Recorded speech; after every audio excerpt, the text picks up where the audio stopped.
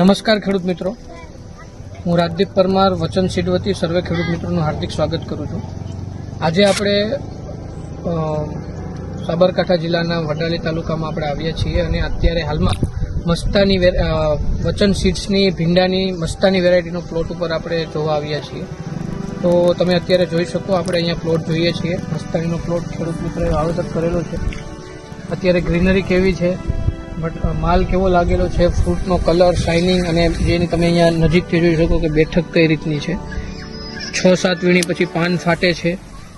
અહીંયા ભીંડા નજીક લાગે છે. એકદમ ઘાટા લીલા રંગની ભીંડાનો કલર છે. વાયરસ સામે પ્રતિકારક જાત છે અને ખેડૂત મિત્રો એક્સપોર્ટ ક્વોલિટીની વેરાયટી છે. તો સર્વે ખેડૂત મિત્રોને જણાવવાનું કે તમે વચન સીડ્સની મસ્તાની વેરાયટીનું વાવેતર કરો.